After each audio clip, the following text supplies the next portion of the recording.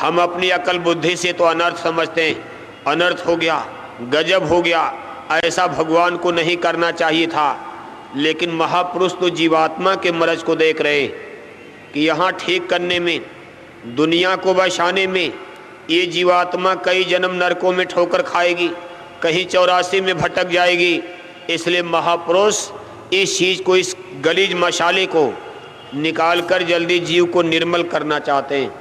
इसलिए प्रेमी भाई बहनों, गुरु की मौज रहो तुम धार। जो भी अच्छा बुरा दुख सुख हमारे आपके सामने आता जाए, पड़ता जाए, बर्दाश्त करते चलो और अपनी मंजिल एक न एक दिन मिल जाएगी। अब आप अपने अपने घरों की तरफ जा रहे हो और निश्चय ही आप परमार्थ के उस रास्ते पर हो जिसका लौकिक जगत में भी एक बहुत बड़ा महत्व होता। परमार्थ एक ऐसा डगर रास्ता है जिसमें लौकिक जीवन को भी बड़ा परिमार्जित, शुद्ध, साफ सुथरा बनाना पड़ता। यानी हमारी सोच, हमारा चिंतन, हमारा व्यवहारिक जीवन जितना शुद्ध साफ सुथरा होता जाएगा उतना ही परमार्थ में अच्छा होगा हमारे आपके लिए। वैसे इसका ये कोई सीधा साधा मानक नहीं है, क्योंकि संत न देखें चाल कुचाल, ऊपर परखें अंतर का हाल। लेकिन इतना तो जरूर है कि परमार्थी की रहनी गहनी बोली भाषा आम दुनियादारों की अपेक्षा कुछ अच्छी हो ही जानी चाहिए।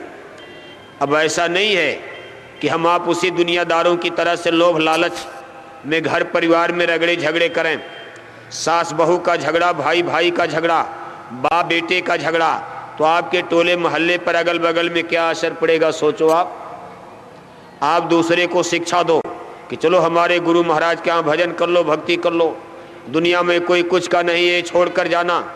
और आप दोनों भाई आपस में लड़ मरो, 1 फुट जमीन के लिए, एक नापदान के लिए दीवानी कचहरी में मुकदमा लड़ रहे हो और दोनों भाई बोरा पहनने वाले, तो दुनिया वाले ताना नहीं मारेंगे, अरे बेवकूफ़ आदमी, तू अपने भाई के लिए 1 फुट जमीन नहीं छोड़ सकता, तू अपने भाई के लिए, एक नापदान के लिए, और उसको दीवानी कचहरी में ठोकर खिला रहा।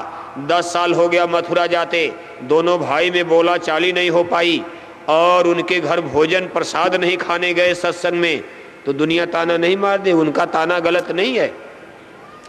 अब आप दूसरे को सत्संग सुनाओ और सास बहू का रोज झगड़ा, जब देखो सब सास बहू में झगड़ा, सास भी सत्संगी, बहू भी सत्संगी, वो भी बीए में पास, बहू भी बीए में पास, और दोनों में रोज झगड़ा, तो दुनिया ताना नहीं मारेगी।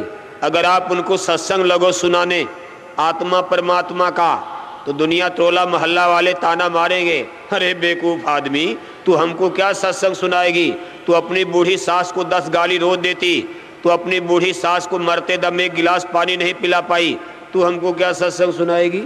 तो आदमी के व्यवहारिक जीवन का लोगों पर असर पड़ता।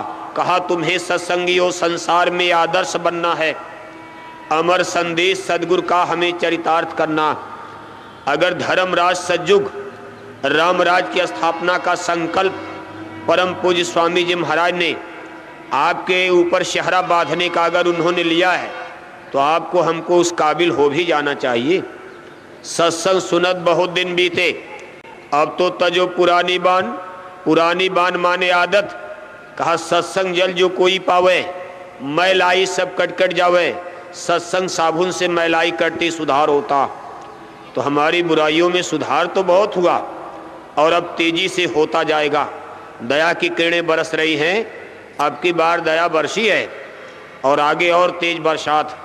अभी तो बूंदाबांदी, लेकिन मूसलाधार बरसात स्वामी करतार की होने वाली है।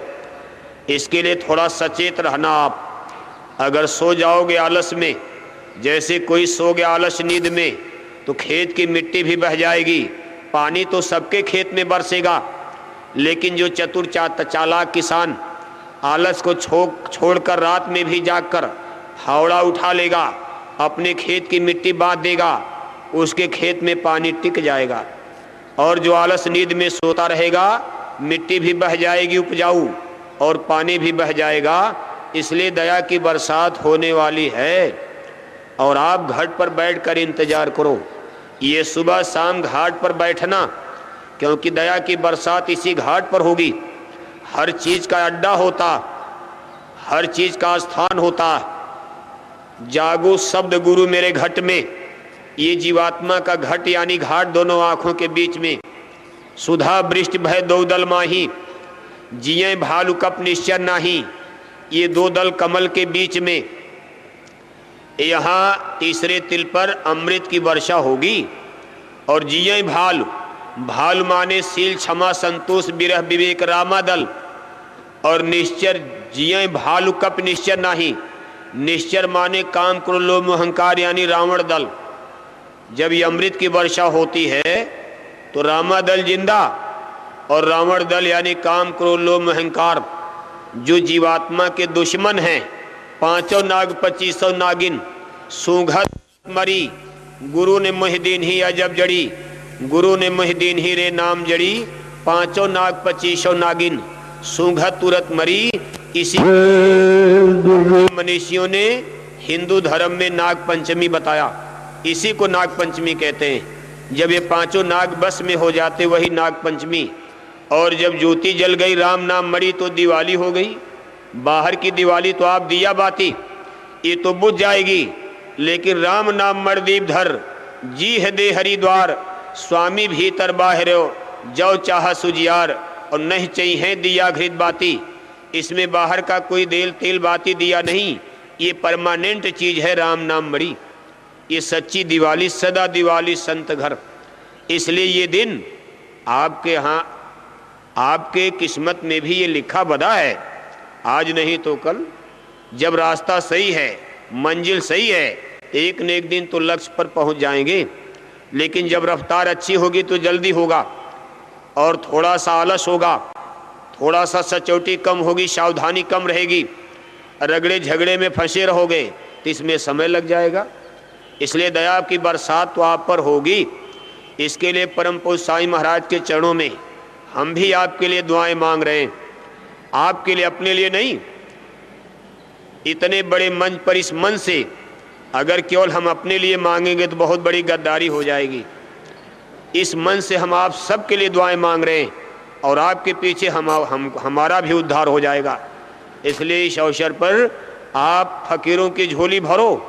जो फकीरों की झोली भरता उसकी झोली अपने आप भर जाती, लौकिक भी भर जाती है, पारलौकिक भी भर जाती। इसलिए निश्चय ही आपने बहुत सहयोग किया, तन का सहयोग किया, धन का सहयोग किया।